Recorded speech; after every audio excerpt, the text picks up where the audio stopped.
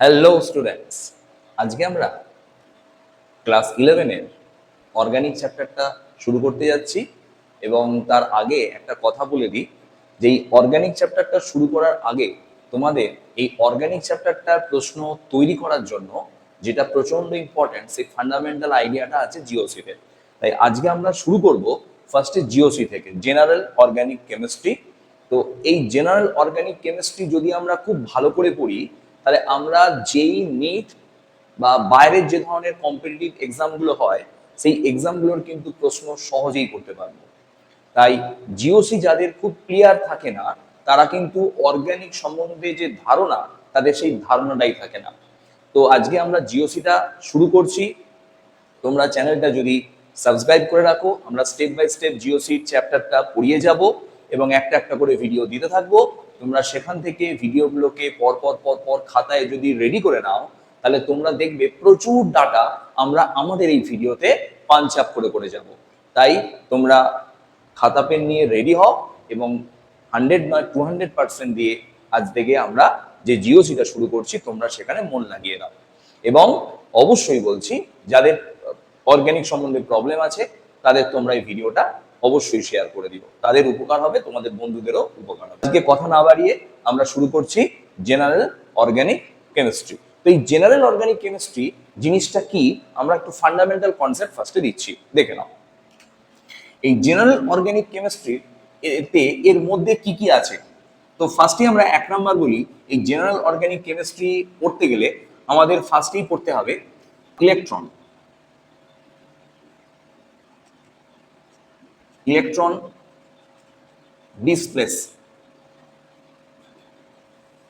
Displacement effect. আমরা ফার্স্টেই পড়বো ইলেকট্রন ডিসপ্লেসমেন্ট এফেক্ট। এই ইলেকট্রন ডিসপ্লেসমেন্ট এফেক্টের পরই আমরা পড়বো 2 নম্বরে আমরা পড়বো ইন্টারমিডিয়েট।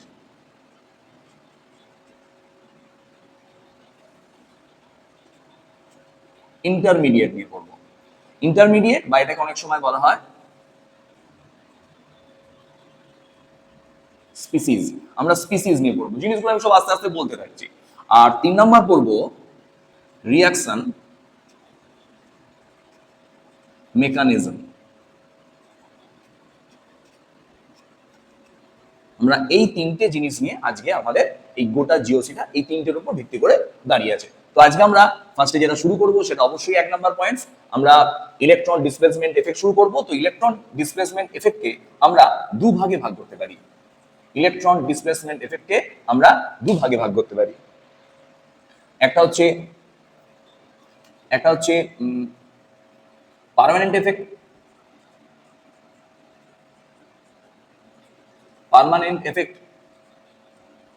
পার্মানেন্ট এফেক্টের আন্ডারে 3জন আছে। পার্মানেন্ট এফেক্টের আন্ডারে আমরা 3টে জিনিস পড়ব। একটা হচ্ছে পার্মানেন্ট এফেক্টের আন্ডারে ফার্স্টে পড়বো 1 নম্বরে, যেটা আমাদের আজকের পড়া, সেটা হচ্ছে ইন্ডাকটিভ এফেক্ট। Inductive effect. 2 নম্বরে পড়বো মেজোমেরিক এফেক্ট। 2 নম্বরে আমরা পড়বো রেজোনেন্স এফেক্ট। রেজোনেন্স এফেক্ট পড়বো। এই রেজোনেন্স এফেক্টের অপর নাম কিন্তু অনেক সময় বলা হয় mesomeric effect.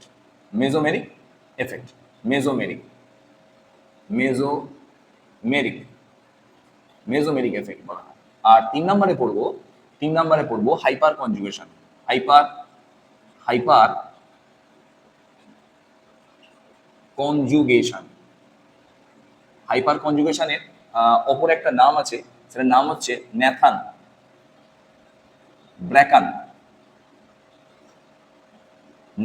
Bracken effect.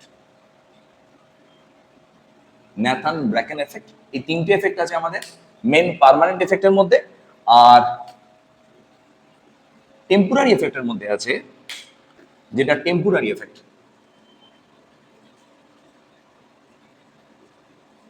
Temporary এফেক্টের মধ্যে একটাই আছে, তার নাম হচ্ছে 4 নম্বরে লিখলাম, সেটা সবার শেষে পড়বো আমরা, ইলেকট্রো মেরিক এফেক্ট। এই এতগুলো এফেক্টের এই 4টে এফেক্ট ইলেকট্রন ডিসপ্লেসমেন্ট এফেক্টের মধ্যে পড়ছে। এগুলো পার্মানেন্ট এফেক্ট এই কারণেই বলা হচ্ছে যে এগুলো আগে থেকে রেডি হয়ে থাকে। এই এফেক্ট গুলো কোনো রিএজেন্ট অ্যাটাক করুক বা না করুক, এরা আলটিমেট এই এফেক্ট গুলো তৈরি হয়। কিন্তু ইলেকট্রোমেটিক এফেক্টের ক্ষেত্রে যদি কোনো রিএজেন্ট কোনো রিঅ্যাক্ট্যান্টের উপর অ্যাটাক করে, তখন এই রিঅ্যাক্ট্যান্টের মধ্যে যে স্পিসিস গুলো তৈরি হয়, সেই স্পিসিস গুলোর মধ্যে যে এফেক্ট দেখা যায় সেটাকে বলা হয় ইলেকট্রোমেটিক এফেক্ট। ইলেকট্রোমেটিক এফেক্ট যেহেতু কোনো রিএজেন্টের উপস্থিতিতে হয়, তাই আমরা এটার নাম দিয়েছি টেম্পোরারি এফেক্ট। ক্লিয়ার হয়ে গেল? আমি ব্যাপারটা বোঝাতে থাকি, আস্তে আস্তে বুঝতে থাকো, এবং সব থেকে বড় কথা, এই ভিডিও থেকে তোমরা কিন্তু প্রচুর ধরনের ভ্যারাইটি প্রশ্ন পাবে এবং প্রচুর ডাটা পাবে। তোমরা বুঝতেই পারবে যে ভিডিওগুলো সত্যি তোমাদের ক্ষেত্রে ফ্রুটফুল হচ্ছে, বা তোমরা এখান থেকে অ্যাকচুয়াল অর্গানিক শিখতে পারছো কি পারছো না। তো দেখো, মন দাও, এবং এখানে আমরা চলে আসি। আচ্ছা, এবার একটা ছোট্ট কথা বলি, ইন্টারমিডিয়েট জিনিসটা কি আমি একটুখানি আজকে তোমাদের বুঝিয়ে দিই। ইন্টারমিডিয়েট বুঝতে গেলে দেখো আমি দুটো কথা বলি। রিঅ্যাকশন মেকানিজমে কি কি আছে একবার দেখে নাও। প্রথমে আছে রিঅ্যাক্ট্যান্ট,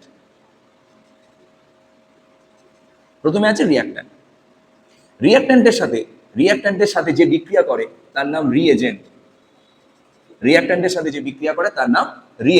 রিঅ্যাক্ট্যান্টের উপর রিএজেন্ট ক্রিয়া করে যেটা উৎপন্ন হয়, সেটার মাঝখানে একটা স্পিসিস তৈরি হয়, তার নাম হচ্ছে এটাকে বলা হলো ইন্টারমিডিয়েট। এই ইন্টারমিডিয়েট উৎপন্ন হওয়ার দ্বারাই কোনো বিক্রিয়া কি ধরনের প্রোডাক্ট তৈরি করবে, কোনটা মেজর প্রোডাক্ট হবে, কোনটা মাইনর প্রোডাক্ট হবে, সেটা কিন্তু ইন্টারমিডিয়েট এই গোটা বিক্রিয়াটাকে নির্ধারণ করে দেয়। তো ইন্টারমিডিয়েট পরবর্তীকালে উৎপন্ন করে একটা হচ্ছে মেন প্রোডাক্ট, আর একটা হচ্ছে বাই প্রোডাক্ট। একটা তৈরি করে মেন প্রোডাক্ট, আর একটা তৈরি করে বাই প্রোডাক্ট। ব্যাস, এই হয়ে গেল আমাদের গোটা গল্প। তাহলে আমরা ইন্টারমিডিয়েট পড়লেই আমরা কনসেপ্ট চলে আসবে আমাদের রিঅ্যাকশন মেকানিজমের। আর একটা ছোট্ট কথা আমি একটুখানি তোমাদের বলে দিই, মেন যে দুটো ইন্টারমিডিয়েট সম্বন্ধে জানা দরকার, তো সেটা আমরা একটুখানি টাচ আপ করে দিই। এই মেন ইন্টারমিডিয়েটের মধ্যে দুজন আমাদের এখন খুব ইম্পর্টেন্ট। এই দুজনের মধ্যে একটা হচ্ছে কার্বোক্যাটায়ন, অর্থাৎ কার্বনের মাথায় যদি প্লাস চার্জ থাকে তখন সেই স্পিসিটাকে আমরা বলবো কার্বোক্যাটায়ন, আর যদি কার্বনের মাথায় মাইনাস চার্জ থাকে তখন সেই স্পিসিটাকে বলবো আমরা কার্বঅ্যানায়ন আর কার্বোক্যাটায়ন। যেমন ধরে নাও, এরকম আমি একটা স্পিসি লিখছি, দেখো তোমরা বুঝে নিতে পারবে। কার্বনের মাথায় প্লাস চার্জ আছে, এটা 3 ডিগ্রি কার্বোক্যাটায়ন। 3 ডিগ্রি কেন তোমরা আস্তে আস্তে বুঝবে, দাঁড়াও আমি বোঝাবো। আর ধরে নাও এইরকম একটা স্পিসি আছে, এটাকে আমরা তখন বলবো কার্বঅ্যানায়ন, CH3 মাইনাস। তো এইভাবে আমরা স্টেপ বাই স্টেপ ইন্টারমিডিয়েট গুলোকে দেখে রাখলাম। তাহলে কার্বোক্যাটায়ন আর কার্বোঅ্যানায়ন এই দুটো যে স্পিসি তৈরি হয়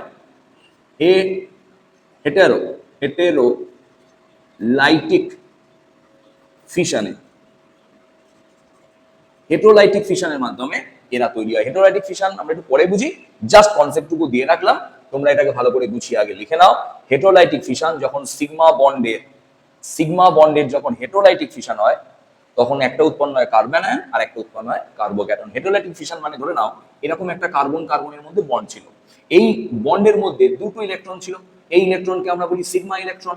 এই ইলেকট্রনটা ধরে নাও এর মাথায় চলে গেল, তাহলে দুটো ইলেকট্রন এর মাথায় চলে গেলে কার্বনের মাথায় মাইনাস হয়, আর একটা ইলেকট্রন হারালো বলে এর মাথায় প্লাস হলো। এইভাবে কার্বোক্যাটায়ন এবং কার্বঅ্যানায়ন তৈরি হয়। আমরা পরবর্তীকালে এটা খুব ভালো করে ডেসক্রাইব করবো। তো আজকে আমরা যেটা শুরু করছি তার নাম হচ্ছে electron displacement effect, permanent effect, যার নাম হচ্ছে ইন্ডাকটিভ এফেক্ট। আমরা এটা নিয়ে আজকে পড়াশোনা করছি, ঠিক আছে? তোমরা এটা লিখে নাও, আমি মুছে দিচ্ছি। এটা শুরু করব, তার নাম হচ্ছে ইন্ডাকটিভ এফেক্ট।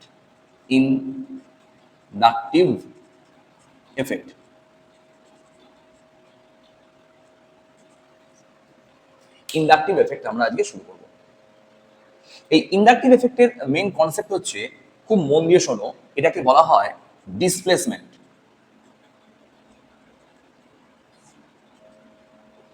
ডিসপ্লেসমেন্ট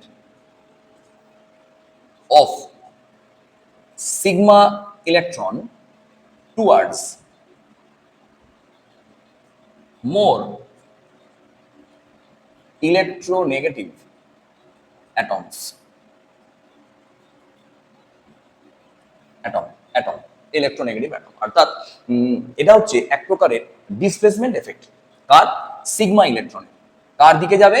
মোর ইলেকট্রোনেগেটিভ অ্যাটমের দিকে। অর্থাৎ এটি এক ধরনের সিগমা ইলেকট্রনের ডিসপ্লেসমেন্ট, মানে স্থানান্তরণ।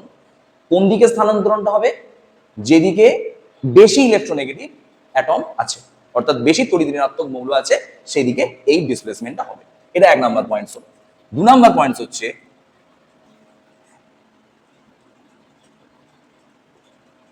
পার্সিয়াল চার্জ ক্রিয়েট বা ডেভেলপ।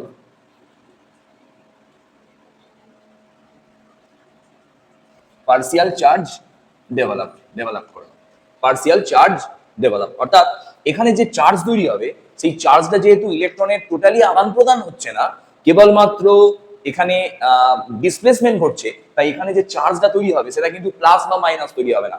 এখানে যে চার্জটা তৈরি হবে, সেই চার্জটাকে আমরা ডেল পজিটিভ দিয়ে লিখবো। খানিকটা তোমাদের 10-এর কনসেপ্টে আছে যে এই ডেল পজিটিভ আমরা কোথায় করেছিলাম?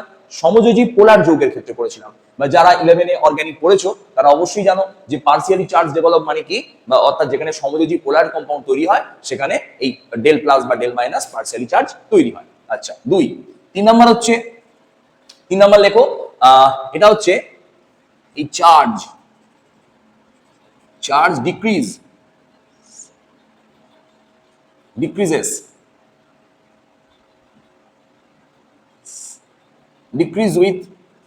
decreases with distance। এই যে চার্জটা তৈরি হয় সেটা যত দূরত্ব অতিক্রম করে, তো সেটাকে বলা হয়, তার ফলে এই চার্জের পরিমাণটা আস্তে আস্তে কি হয়ে যায়? কমে যাবে। তার মানে এটা এক প্রকারের ডিসপ্লেসমেন্ট এফেক্ট। ঠিক আছে, ডিসপ্লেসমেন্ট এফেক্ট তো বলেই দিয়েছি। আচ্ছা, এই 3টে পার্ট হচ্ছে আমাদের ইন্ডাকটিভ এফেক্টের মেইন কথা। তার মানে আমি 4 নম্বরে লিখতে পারি, এখানে পাই ইলেকট্রনের কোনো প্রভাব নেই। পাই ইলেকট্রনের কোনো প্রভাব নেই, অনলি সিগমা ইলেকট্রনের প্রভাব আছে। তার মানে কেবলমাত্র সিঙ্গেল বন্ড যেটা থাকবে, সেই সিঙ্গেল বন্ডের ইলেকট্রনের ডিসপ্লেসমেন্টকেই আমরা বলবো ইন্ডাকটিভ এফেক্ট। এই ইন্ডাকটিভ এফেক্ট ব্যাপারটা আমরা এখানে কিন্তু খুব লাইনগুলো খুব একটা ভালো করে বুঝতে পারলাম না। দেখো, আমি এবার তোমাদের বোঝাতে শুরু করছি। এই যে ইন্ডাকটিভ এফেক্ট আমরা বলছি, এই ইন্ডাকটিভ এফেক্টকে আমরা যদি টাইপসে ভাগ করি, তাহলে 2 ধরনের টাইপসে আমরা ইন্ডাকটিভ এফেক্টটাকে ভাগ করব। একটা টাইপস হচ্ছে, 2 ধরনের টাইপসে আমরা ইন্ডাকটিভ এফেক্টটাকে ভাগ করব। একটা হচ্ছে plus I effect, plus inductive effect, আর একটা হচ্ছে মাইনাস ইন্ডাকটিভ এফেক্ট। এর মানে হচ্ছে, আমরা একটা একটা করে এবার ধরে ধরে বোঝাতে শুরু করছি, দেখে নাও। প্লাস আই এফেক্ট মানে হচ্ছে, ধরে নাও আমি একটা যৌগ আঁকছি, ধরো 1 2 3, আর 1 2 3 তিনটে কার্বন আঁকলাম। 3টে কার্বনের সাথে ধরে নাও এখানে আমি একটা যৌগ দিচ্ছি, ধরো COO মাইনাস। এখানে ধরো আমরা দিচ্ছি COO মাইনাস। এবার কি ঘটনাটা হচ্ছে দেখো, এখানে ধরো এটা CH2 আছে, এটা CH2 আছে, ধরো এটা CH3 আছে। তো বলছে এর কি এফেক্ট আছে? দেখা যাচ্ছে এই যে সিগমা ইলেকট্রন আছে, এই যে সিগমা ইলেকট্রন, এই সিগমা ইলেকট্রনকে পুশ করছে, ঠেলছে। তাহলে সিগমা ইলেকট্রন যদি এর দিকে পুশ করে, তাহলে এর ওপর কি চার্জ ডেভেলপ হবে? এর ওপর যদি ইলেকট্রন যায়, তাহলে ডেল নেগেটিভ চার্জ হবে। এর ওপর ডেল নেগেটিভ চার্জ হবে না, বুঝতে পারলাম না। তার মানে এ যদি ইলেকট্রন ঠেলে, তাহলে এর মাথায় যে চার্জটা তৈরি হবে সেটা হচ্ছে ডেল নেগেটিভ। ডেল নেগেটিভ কেন বললাম না, এই সিগমা ইলেকট্রনটা যদি এর মাথায় চলে আসে, তাহলে এর ওপর ইলেকট্রনের ডেনসিটি বাড়বে। আর ডেনসিটিটা যেহেতু এরা টোটালি ইলেকট্রন ডোনেট বা রিসিভ করছে না, তাই এখানে যেহেতু হালকা পুশ করছে, তাই এখানে যে চার্জটা তৈরি হবে সেটা পার্সিয়াল চার্জ। এবার বলছে, এবার এই ডোনেশনটা যেহেতু পজিটিভ, মানে দান করছে, তাই আমরা এর এফেক্টটাকে বলবো প্লাস আই এফেক্ট। তার মানে ইলেকট্রন যাদের প্লাস আই এফেক্ট দেখাবে, সেই ধরনের গ্রুপগুলোকে আমরা বলবো ইলেকট্রন ডোনেটিং গ্রুপ। ইলেকট্রন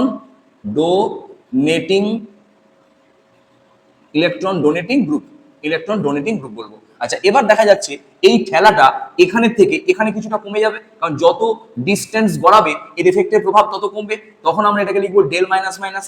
এবং ফার্দার যখন এখানে এসে এই ডোনেশনটা দেখবো, তার মানে আস্তে আস্তে করে ডোনেশনটা কি হচ্ছে, কমছে। দেখো আস্তে আস্তে যত ডিস্টেন্স বাড়ছে electron donation, sigma electron donation তত, ডোনেশন বলবো না, পুশিং তত কমছে। এখানে হয়ে যাবে ডেল্টা ডেল্টা মাইনাস, তার মানে আরো ক্ষুদ্র হয়ে যাচ্ছে।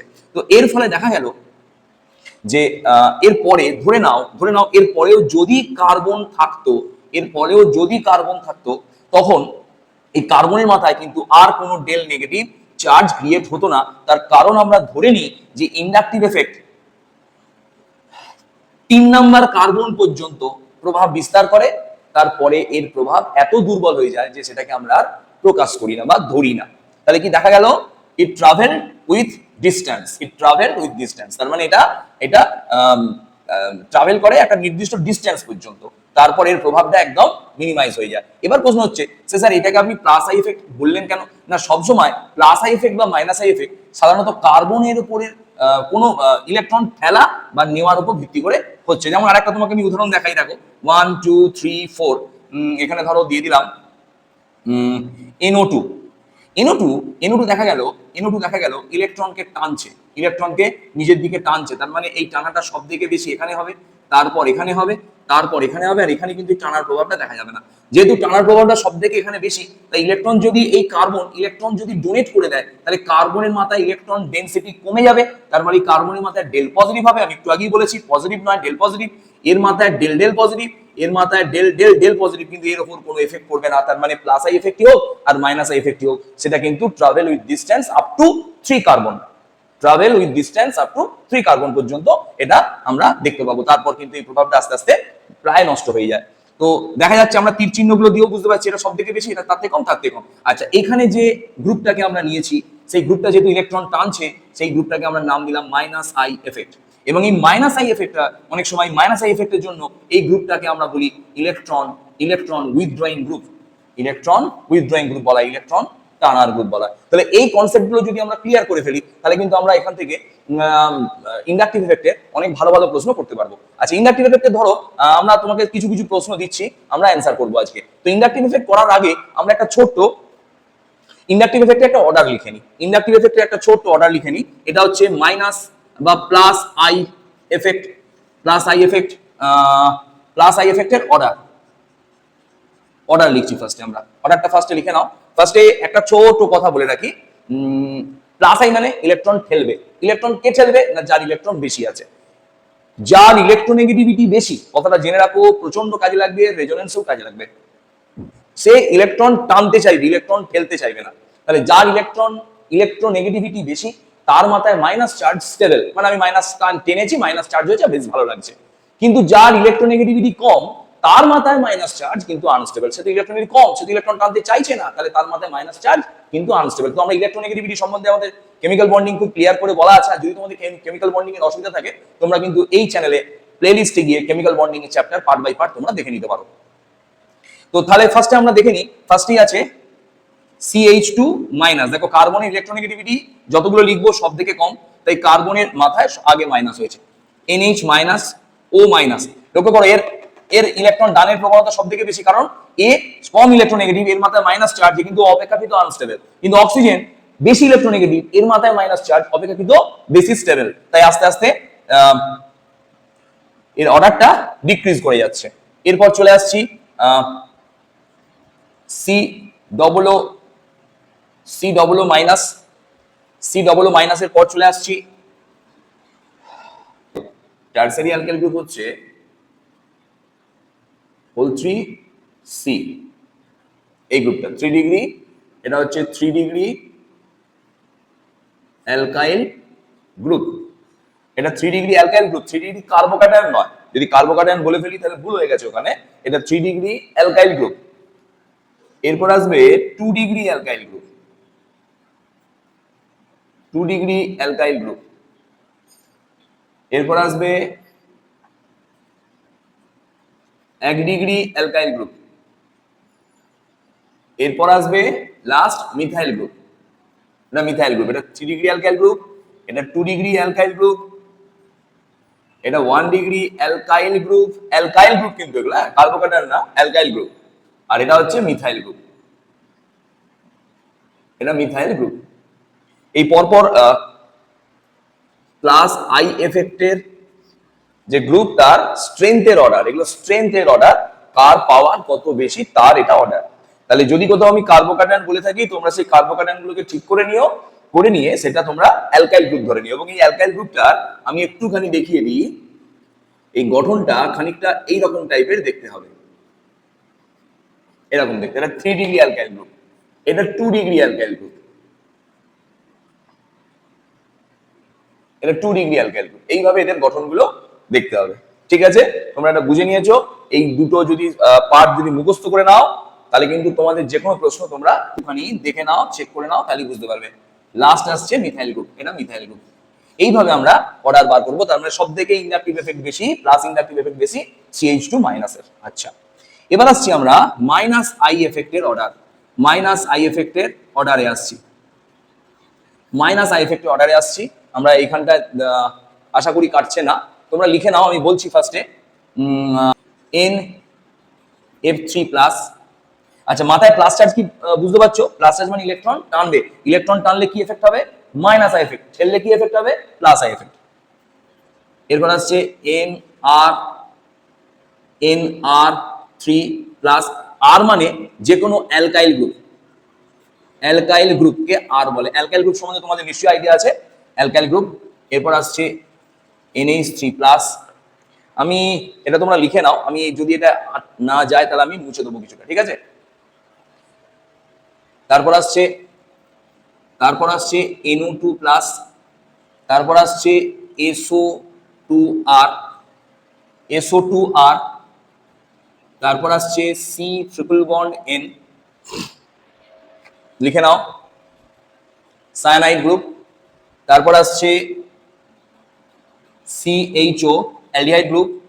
তারপর আসছে C ডবল বন্ড O, এখানে R, এটা কিটোন গ্রুপ, তোমরা বুঝতেই পারছো। তারপর আসছে acid group, ketone group, acid group. তারপর আসছে ফ্লোরিন, ক্লোরিন, ব্রোমিন, আয়োডিন, এখানে জায়গা নেই, তলায় চলে আসছি, তলায়। এরপর আসছে C ট্রিপল বন্ড H। এরপর থেকে এখান থেকে স্টার্ট হচ্ছে, দেখে নাও। এরপর আসছে NH2, NH2 এর সঙ্গে প্রায় ইকুইভ্যালেন্ট, প্রায় সমান আছে ফিনাইল গ্রুপ PH। আর লাস্ট আছে ডবল বন্ড, লাস্ট আছে ডবল বন্ড। এই হলো অর্ডার। এবং তারপরে আমরা রেফারেন্স ফ্রেম হিসাবে হাইড্রোজেনকে ধরে নিই। সবার ক্ষেত্রে কিন্তু হাইড্রোজেনকে আমরা রেফারেন্স ফ্রেম ধরে নিতে পারি। হাইড্রোজেনের ধরে নিই কোনো ধরনের কোনো এফেক্টই থাকে না, না প্লাস আই না মাইনাস আই, এদের জিরো এফেক্ট থাকে। এটাকে আমরা রেফারেন্স ফ্রেম ধরি, আমরা রেফারেন্স ধরে নিই হাইড্রোজেনকে, ঠিক আছে? তো এইটা তোমরা যদি মুখস্থ করে ফেলো, তোমরা যে কোনো ধরনের প্রশ্ন করতে পারবে। আচ্ছা, ধরে নাও আমি, তোমরা এটা লিখে নাও, আমি এটা মুছে দেবো, দিয়ে আমরা আজ থেকে এবার স্টার্ট করছি আমাদের প্রশ্ন করা, যে কিভাবে কি করব। ধরো আমরা স্টেপ বাই স্টেপ এবার প্রশ্ন করতে শুরু করছি, তোমরা খুব মন দিয়ে শোনো। ফার্স্টে আমরা আজকে শেখাচ্ছি অ্যাসিডিক অর্ডার। অ্যাসিডিক অর্ডার শেখাবো বা অ্যাসিড স্ট্রেংথ শেখাবো। ধরো তোমাকে কিছু প্রশ্ন দিলাম, ধরে নাও তোমাকে দিলাম ফর্মিক অ্যাসিড, তোমাকে দিলাম ধরে নাও তোমাকে দিলাম CH3COOH, এবার দিলাম HCOOH, এবার দিলাম CH3(2CH)COOH, আর দিলাম CH3(3)CCOOH। এই অ্যাসিডগুলোর অ্যাসিডিক অর্ডারে বা অ্যাসিডিক স্ট্রেংথের যে অর্ডার, তাতে রিঅ্যারেঞ্জ করতে হবে। সেটা তুমি ডিক্রিজিং অর্ডারেই করো আর ইনক্রিজিং অর্ডারেই করো। তো কি করে করব দেখে নাও। প্রথমে তোমাকে জানতে হবে কোনো অ্যাসিড অ্যাসিড কেন না, কোনো অ্যাসিড অ্যাসিড হয় এই কারণেই, যদি আমরা যখন এর বিক্রিয়াটাকে দেখাবো, এই বিক্রিয়ায় যদি CH3COOH- আর H+ উৎপাদন হয় এবং আমি দেখি মাধ্যমে H+ পাচ্ছি, তখন আমরা তাকে বলবো অ্যাসিড। এবার প্রশ্ন হচ্ছে এ ভাঙার সাথে সাথে এরা যদি ব্যাকওয়ার্ড রিয়াকশন করে এই হাইড্রোজেন এই নেগেটিভ আয়নের সাথে যুক্ত হয়ে ফার্দার এখানে ফিরে যায়, তাহলে মাধ্যমে কোনো H+ পাওয়া যাবে না। তাহলে যেহেতু মাধ্যমে কোনো H+ পাওয়া যাবে না, তাহলে আমরা বলবো এটি অ্যাসিডিক নয়। তার মানে এই CH3COOH অ্যাসিড মানে অ্যাসিডিক অ্যাসিড কিনা সেটা ডিপেন্ড করছে এই মাইনাস আয়নটা স্টেবিলিটির উপরে। অর্থাৎ এই মাইনাস আয়নটা যত বেশি স্টেবল হবে সে তখন H+ কে যুক্ত করে ব্যাকওয়ার্ড রিঅ্যাকশনটা ঘটাতে চাইবে না, ফলে এই মাইনাস আয়নটা স্টেবল হয়ে যাওয়ার জন্য মাধ্যমে H+ উৎপাদন বাড়বে এবং ফার্দার ব্যাকওয়ার্ড রিঅ্যাকশন না হওয়ার জন্য আমরা দেখব এটা অ্যাসিডিক ক্যারেক্টার দেখাবে। তার মানে একটা জিনিস ক্লিয়ার হলো, কোন যৌগ থেকে H+ বার করার পর যে নেগেটিভ চার্জটা তৈরি হবে সেই স্পিসিটা যদি স্টেবল হয় তাহলে আমরা অ্যাসিড ধর্ম দেখতে পাবো, এবং যত বেশি স্টেবল তার অ্যাসিড ধর্ম তত বেশি হবে। আচ্ছা ধরো আমরা স্টেপ বাই স্টেপ করতে থাকি। একে প্রথমে ভাঙছি, একে প্রথমে ভাঙলে আমরা পাবো CH3COO-, একে ভাঙলে পাবো HCOO-, একে ভাঙলে পাবো CH3, আচ্ছা দাঁড়া এটাকে এইভাবে লিখি দেখতে বুঝতে সুবিধা হবে, CHCOO-, এখান থেকে CH3 আর এখান থেকে CH3, আর এটাকে ভাঙলে পাবো CH3 CH3 CH3 COO-। দেখে নাও,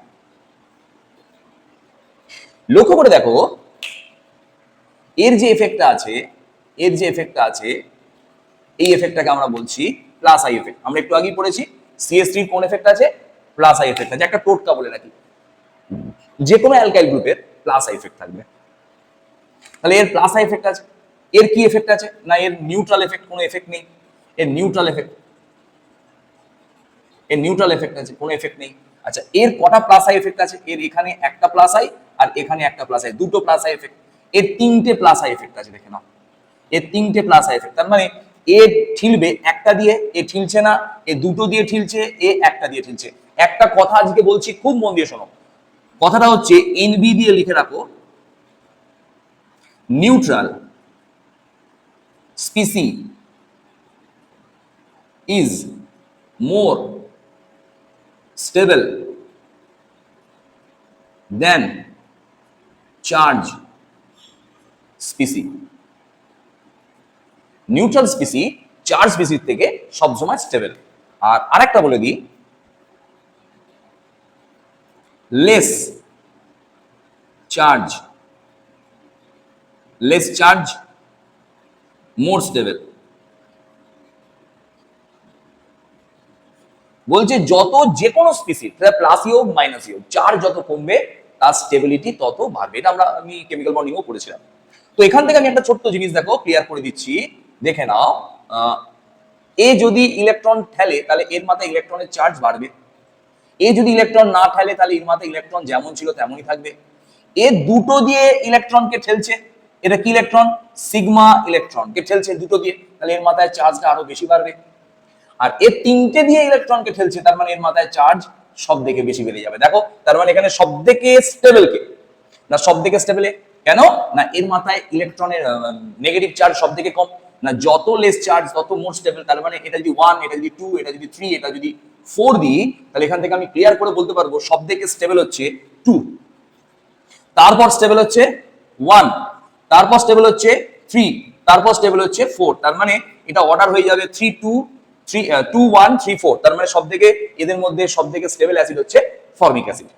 ক্লিয়ার হয়ে গেল, বুঝে গেলাম। আচ্ছা এবার প্রশ্ন হচ্ছে, দ্বিতীয় একটা প্রশ্ন দিচ্ছি, তোমরা প্রশ্নটা করতে থাকো। দ্বিতীয় প্রশ্ন হচ্ছে, ধরে নাও 1, 2, 3, 4 COOH, এখানে ক্লোরিন, বাকিগুলো তোমরা হাত ফিল আপ করে নিও। 1, 2, 3, 4 COOH, এখানে ক্লোরিন। 1, 2, 3, 4 COOH, এখানে ক্লোরিন। এদের মধ্যে কে বেশি অ্যাসিডিক তোমরা ক্লিয়ার করে নিতে পারো। অবশ্যই এটাকে তোমরা তো অর্গানিক কিছুটাও জানো, তো তোমরা এই হাতগুলোকে অবশ্যই ভর্তি করে নিতে পারো। তোমরা হাতগুলোকে অবশ্যই ভর্তি করে নিতে পারো। ক্লিয়ার? তো দেখো আমাকে বলো এদের মধ্যে সবথেকে বেশি বা অ্যাসিড স্ট্রেংথ অর্ডার কিভাবে সাজাবো। না আমরা একটা বলেছিলাম যে এই effect travel with distance and decrease with distance. এটা হচ্ছে এই এফেক্টটা travel with distance and decrease with distance. এটা travel with distance and decrease with distance. এটা ট্রাভেল ডিস্টেন্সের সাথে ট্রাভেল করে এবং এর আধিপত্য আস্তে আস্তে কমে যায়। তার মানে লক্ষ্য করে দেখো এখানে এই যে এর কি এফেক্ট আছে, এর মাইনাস আই এফেক্ট আছে, এদের সব মাইনাস আই এফেক্ট আছে। মাইনাস আই এফেক্ট কি করবে, এর মধ্যে যে ইলেকট্রনটাকে আছে দেখে নাও আমরা কিভাবে করছি। প্রথমে হাইড্রোজেনকে সরিয়ে এই অ্যানায়নের স্টেবিলিটি চেক করব। এই ইলেকট্রন টানছে, তার মানে ইলেকট্রন টানলে এর মাথায় ইলেকট্রনের চার্জটাকে কি করছে, কমিয়ে দিচ্ছে।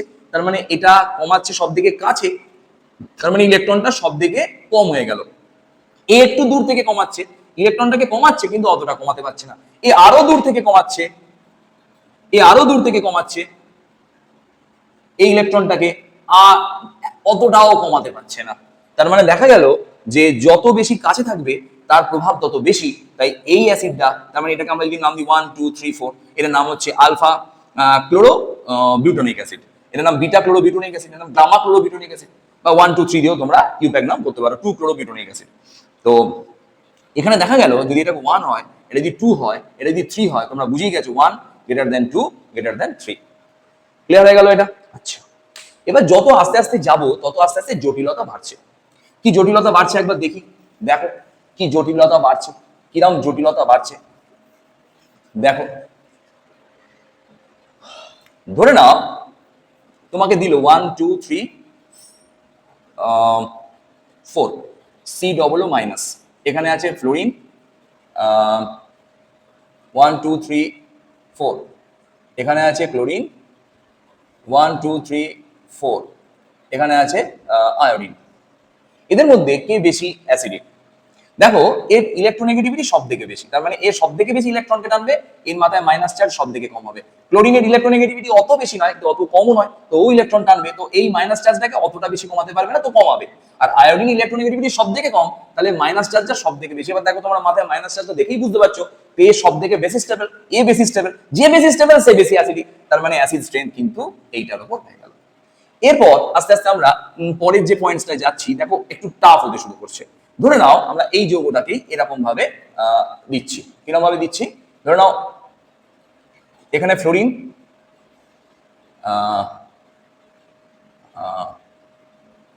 এখানে আয়োডিন, এখানে ক্লোরিন, আর এখানে ফ্লোরিন। এবার বলো তো কি হবে?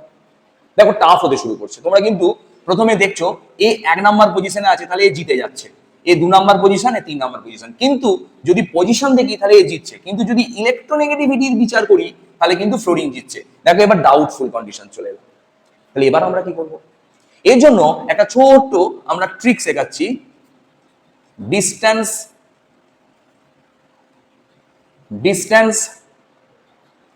Number strength.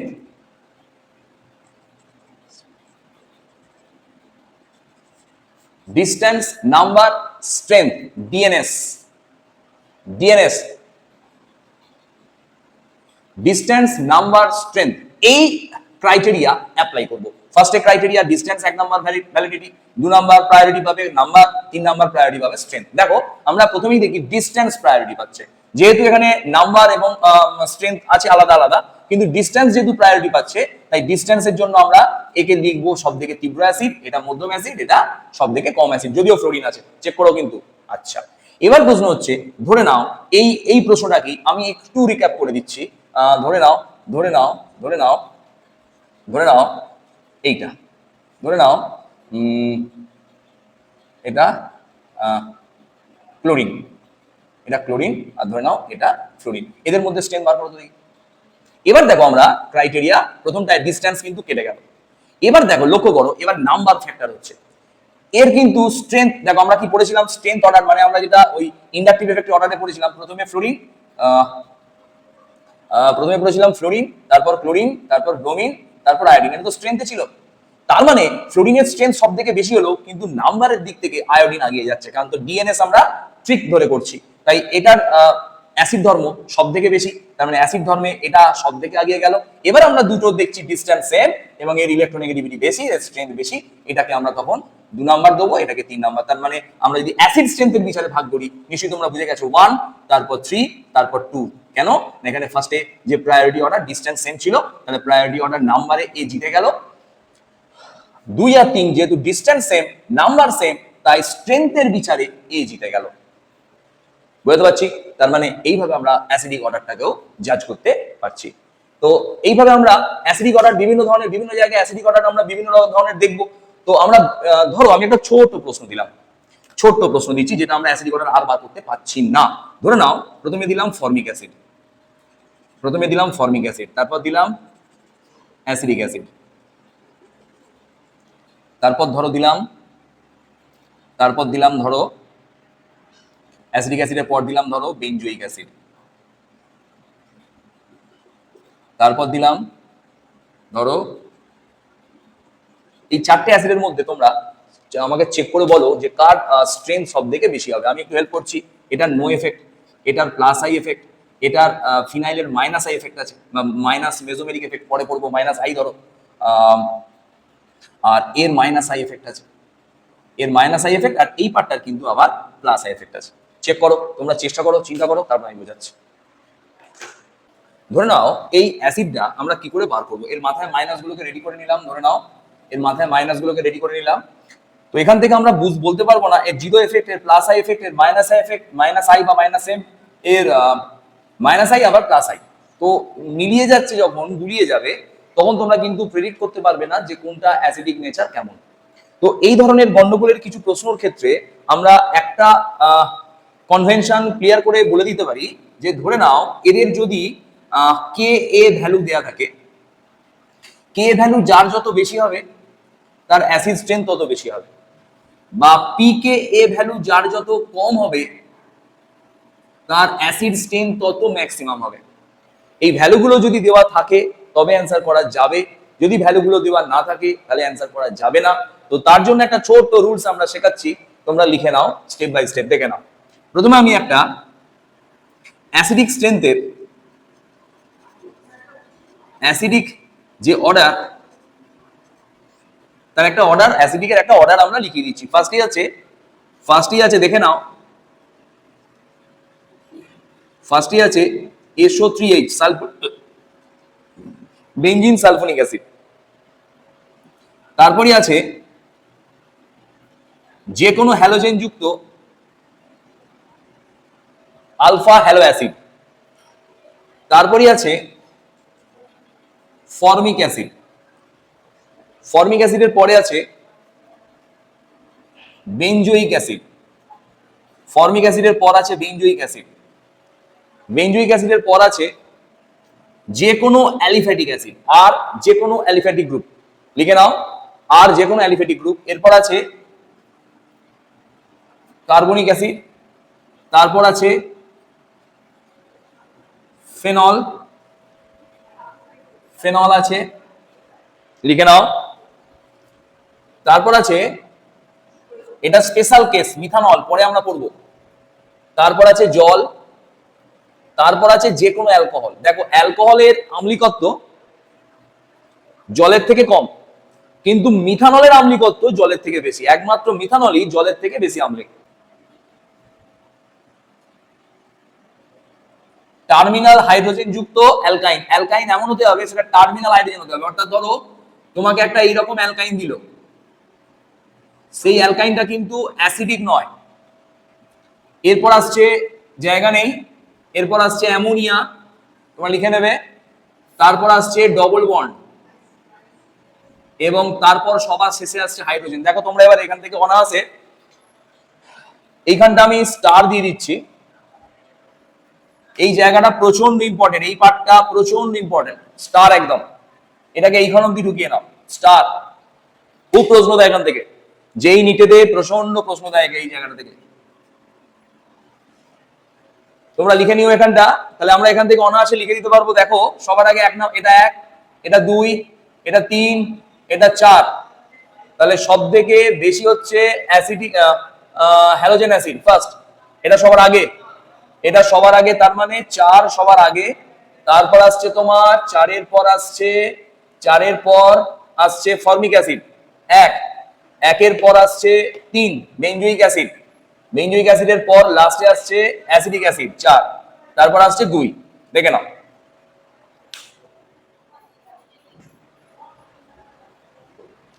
ব্যাপারটা বুঝে গেলাম, ক্লিয়ার হয়ে গেল? আচ্ছা, তাহলে ধরো এইরকম যদি আরো কিছু প্রশ্ন আমাদের দেয়, তোমরা করো তো দেখি। আমি ঝটঝট করে মুছে দিচ্ছি, তোমরা মুছে নাও।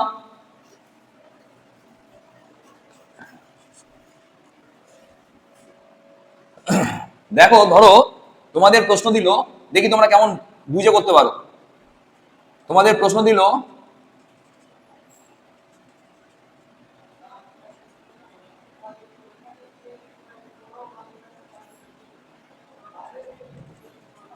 রাসায়নিক ইফেক্ট।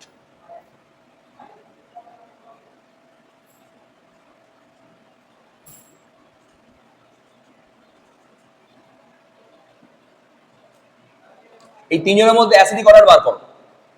দেখো, প্রথমেই বলি এর কি এফেক্ট আছে, NO2 কি এফেক্ট আছে বলো।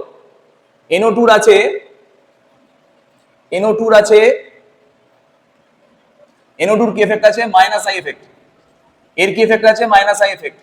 এরও কি এফেক্ট আছে, মাইনাস আই এফেক্ট। কিন্তু লক্ষ্য করো ডিসটেন্স সেম, এবং এদের মধ্যে NO2 আছে অনেক আগে। তাহলে সব থেকে মাইনাস আই এফেক্টের অর্ডারে যদি আমরা এটাগুলোকে মাইনাস করে দিই, তার মানে এর আই এফেক্ট সব থেকে বেশি। তার মানে এই ইলেকট্রনকে সব থেকে বেশি টানবে, এর মাথায় মাইনাস চার্জ সব থেকে কম।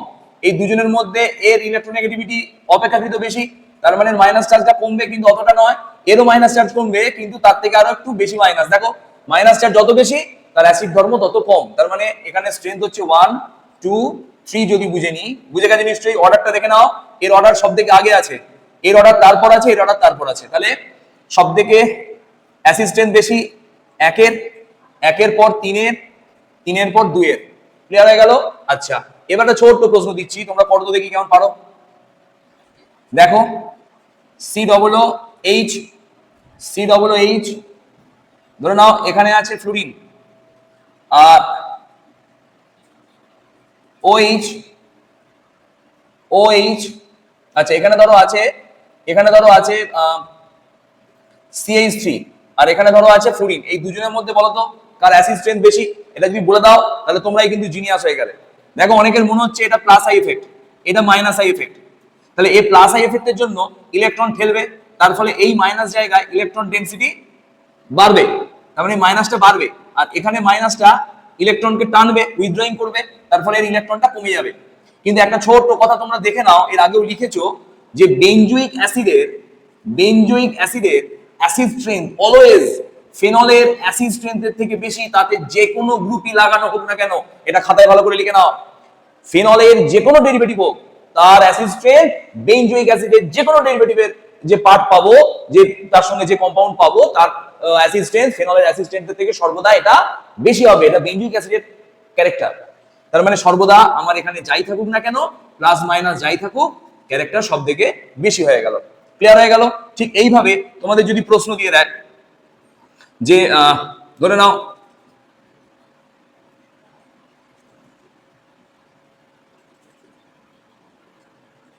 এরকম দুটো প্রশ্ন দিল, ধরো আমি চেষ্টা করছি যতগুলো পারা যায় তোমাদের করিয়ে দেবার, যতগুলো পারা যায় তোমাদের করিয়ে দিচ্ছি।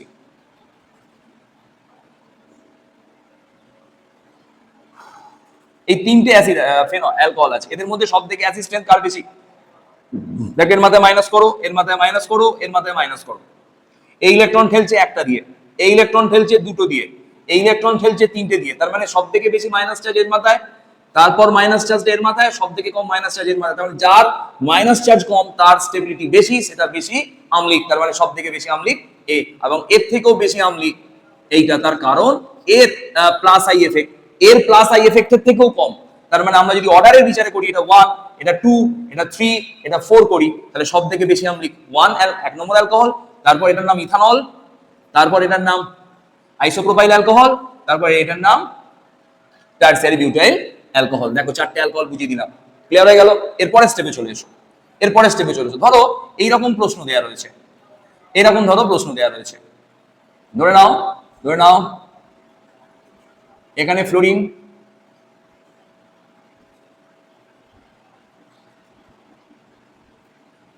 এখানে একটা ক্লোরিন, এখানে একটা ক্লোরিন, সরি, এখানে একটা আয়োডিন, এখানে একটা আয়োডিন, এখানে একটা আয়োডিন। বলো কি হবে? এটা 1, এটা 2, এটা 3। বলো কি হবে দেখি? না একটা একটু আগে করে দিয়েছিলাম, ডি ডিএনএস, ডিস্টেন্স ফার্স্ট, তারপর নাম্বার, তারপর স্ট্রেংথ। তো এখানে দেখো লক্ষ্য করো, ডিস্টেন্স প্রথমে সবার দেখো সেম আছে, এখানে নাম্বার এর দুটো এর তিনটে, তাহলে নাম্বারের বিচারে এ জিতে যাচ্ছে। যেহেতু স্ট্রেংথ যাই হোক, নাম্বারে যেহেতু জিতে যাচ্ছে, তার মানে এখানের মধ্যে সব থেকে অ্যাসিস্ট্যান্ট বেশি হবে 3-এর, তারপর অ্যাসিস্ট্যান্ট বেশি হবে 2-এর, তারপর অ্যাসিস্ট্যান্ট বেশি হবে 1-এর। ক্লিয়ার হয়ে যাচ্ছে আস্তে আস্তে? আচ্ছা, এবার ধরো এরকম একটা ছোট্ট প্রশ্ন দেওয়া হলো, ধরো ফেনল, ফেনল না অ্যালকোহল একটা, ধরো অ্যালকোহলের এই জায়গায় আছে O-,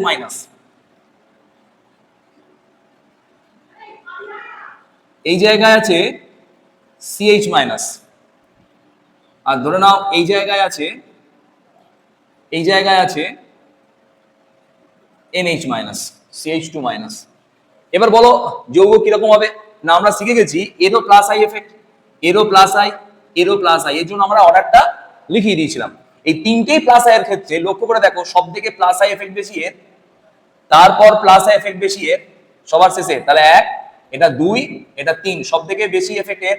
তাহলে প্লাস আই এফেক্ট সব থেকে বেশি মানে এ সবার উপরে বেশি মাইনাস চার্জ তৈরি করবে, এ তারপর তৈরি করবে, তাহলে এটা এরকম। আর এ যেহেতু ঠিলবে সব থেকে কম, তার মানে এর মাইনাস চার্জটা অতটা বেশি হবে না। তাহলে তিনটের মধ্যে যদি আমরা ভ্যারি করি, তাহলে দেখো লক্ষ্য করো এর এই যে মাইনাস আয়নটা স্টেবিলিটি সব থেকে বেশি, তার মানে এ সব থেকে বেশি অ্যাসিডিক হবে। তাহলে 1 নাম্বার সব থেকে বেশি অ্যাসিডিক, তারপর 3 নাম্বার, তারপর আশা করি কেটে গেছে নাকি জানি না, তাহলে সব থেকে ফার্স্ট হবে 1 নাম্বার, তারপর 3 নাম্বার, তারপর 2 নাম্বার। নিশ্চয়ই বুঝতে পারছো? এর ইলেকট্রন, এটা প্লাস আই এফেক্ট, তাহলে প্লাস আই এফেক্ট হলে ইলেকট্রন ঠেলে, তাহলে এর ঠেলার প্রবণতা সব থেকে কম, তার মানে এর মাইনাস চার্জ তৈরি করবে সব থেকে কম। আশা করি বোঝা গেছে? তো আর ভিডিও বেশি বাড়ানো যাবে না, তো আরো অনেক পয়েন্টস করানো যেত। তো দেখা যাক, যদি তোমরা ভিডিও দেখে আমাকে কমেন্টস করো, তাহলে আমি ফার্দার আরো কিছু এর একটা ছোট্ট ভিডিও দিয়ে এটাকে শেষ করব। তো আজকে ইন্ডাকটিভ এফেক্টটা যথেষ্ট শিখিয়ে দিলাম। ইন্ডাকটিভ এফেক্টের সাহায্যে আমরা কিন্তু ক্ষারকত্ব ব্যাখ্যা করতে পারি। যেমন ধরো তোমাদের একটা ছোট্ট প্রশ্ন দিই, ধরো এইটা, এইটা এবং এইটা,